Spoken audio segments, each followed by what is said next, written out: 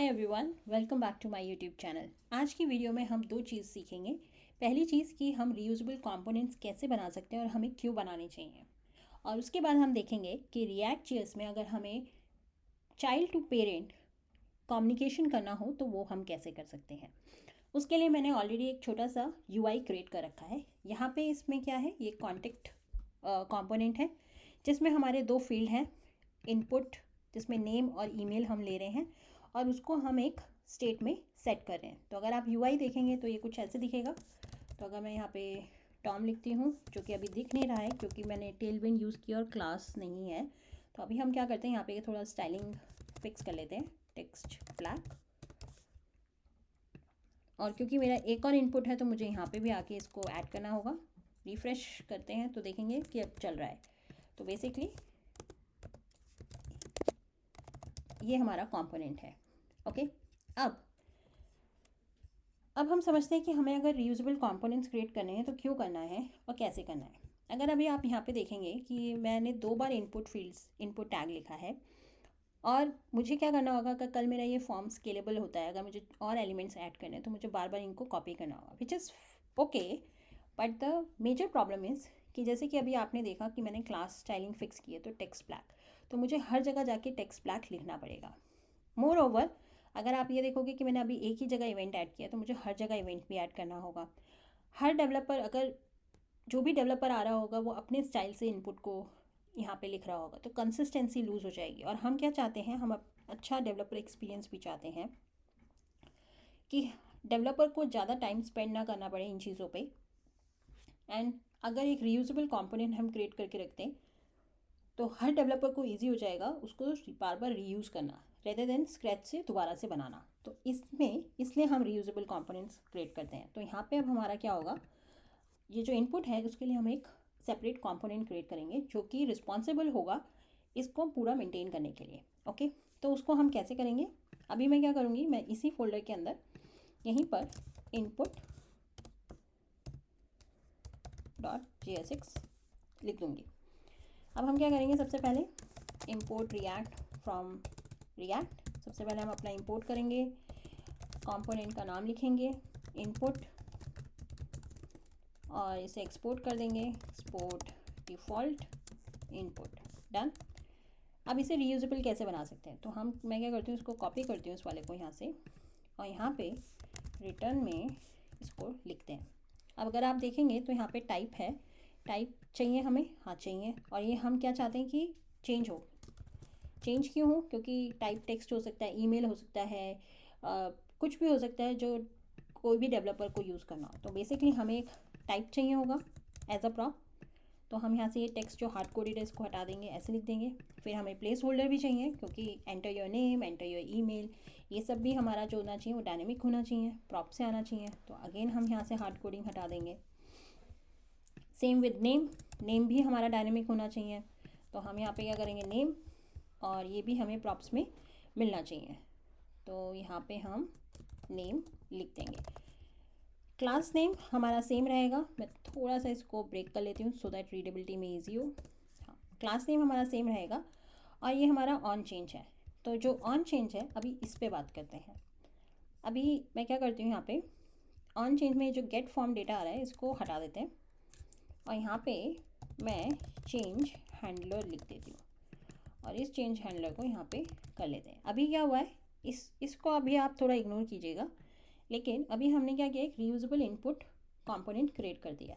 अब इसको कैसे यूज़ करना है, हमें सिर्फ इसको इंपोर्ट करना है। अभी इसको हम यहाँ पे लेंगे, और ये जो हमारा JSX का इनपुट है इसकी जगह हम इसको यूज़ करेंगे, बाकी सब सेम रहेगा। ठीक है, बाकी सब कुछ सेम रहेगा। अगर आप UI में जाके रिफ़्रेश करेंगे तो आपको कोई चेंज नहीं दिखेगा, लेकिन हमने क्या किया, रीयूजेबल कंपोनेंट बना लिया है। तो अब मैं क्या करती हूँ, मैं यहाँ पे जाके जो हमारी फंक्शनैलिटी थी कि मैं यहाँ पे टाइप करूँ तो वो हमारा स्टेट अपडेट होनी चाहिए। अगर आप देखोगे तो ये स्टेट अपडेट नहीं हो रही है, क्यों नहीं हो रही है, हम इसको थोड़ा और इजी तरीके से देखते हैं। तो मैं एक नया मेथड बनाती हूँ, गेट डेटा console.log in, और ये जो गेट डेटा है, ये जो ऑन चेंज है, इस पर कॉल कर लेते हैं। वापस जाते हैं, रिफ़्रेश करते हैं, कंसोल क्लीन कर देते हैं, कोई वार्निंग आ रही है, अगर आप देखोगे तो ये नहीं चल रहा। क्यों नहीं चल रहा? द रीज़न इज़ ये जो ऑन चेंज है ये हमारा JSX एलिमेंट का इवेंट है और ये हमारा JSX नहीं है, ये अभी हमारा कंपोनेंट है। तो जो ऑन चेंज है वो कंपोनेंट में है ही नहीं। अब जब कंपोनेंट में नहीं है तो ये ऑन चेंज इवेंट रन ही नहीं हो पा रहा। तो अब हम कैसे करें, क्योंकि हमें तो अपना हमें चाहिए कि जब भी यूज़र इनपुट में कुछ वैल्यू ऐड कर रहा है वो स्टेट में अवेलेबल हो। तो अब हम इस केस में कैसे कर सकते हैं?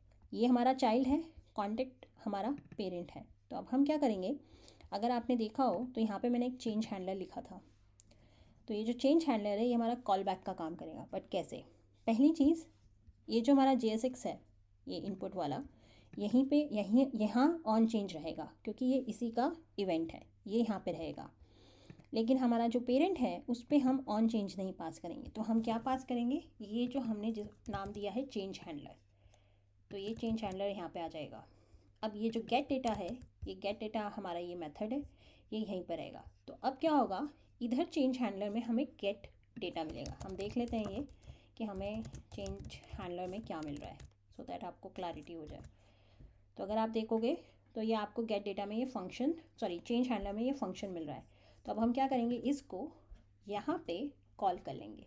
जब कॉल होगा तो जब भी ऑन चेंज हो रहा होगा इवेंट, तो ये बार बार रन होता रहेगा। तो हमारा पेरेंट से चाइल्ड का कनेक्शन हो जाएगा और पेरेंट में जो हमने मेथड लिखा है वो चाइल्ड में as a call back run होने लग जाएगा।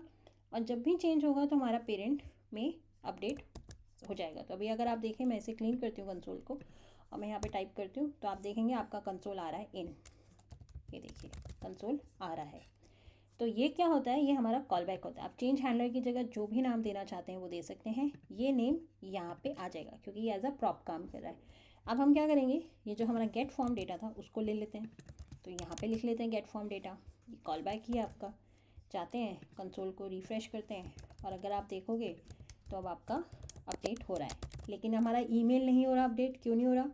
क्योंकि हमने यहाँ पे ना तो इवेंट पास किया है और ना हमने इसे रीयूजेबल बनाया। तो अब हम क्या करते हैं, इसको कॉपी करते हैं, यहाँ पे जाते हैं, पेस्ट कर देते हैं। ये हमारा ईमेल है, एंटर योर ईमेल, ये हमारा ईमेल है, बाकी सब कुछ सेम रहेगा। वापस जाते हैं, कंसोल फिर से मैं क्लीन कर देती हूँ, tom@we.com। अगर आप देखेंगे अब आपकी स्टेट अपडेट हो रही है। तो अब हमने क्या किया, यहाँ पे हमने पहले एक रीयूजेबल कंपोनेंट बनाया इनपुट का।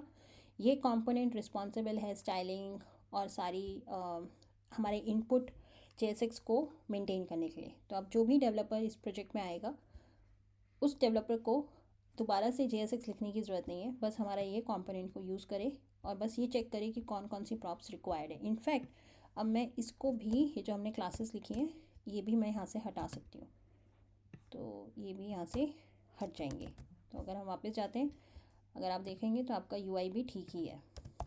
देखिए UI बिल्कुल ठीक चल रहा है, तो ये बिल्कुल सही है। तो हमने पहले रीयूजेबल बनाया, उसके बाद हमने देखा कि अगर आपका चाइल्ड है तो अगर आप देखो इस चाइल्ड कंपोनेंट में इवेंट हो रहा है, यहाँ पे इवेंट हो रहा है, लेकिन ये हमारे पेरेंट को बता रहा है कि इवेंट हुआ है और डेटा भी पास कर रहा है, तभी वो हमारे स्टेट में अवेलेबल हो रहा है। ओके, तो इस तरीके से आप रीयूजेबल बनाते हैं और इस तरीके से आप चाइल्ड टू पेरेंट कम्युनिकेट करते हैं। आई होप ये वीडियो आपके लिए हेल्पफुल हुई हो।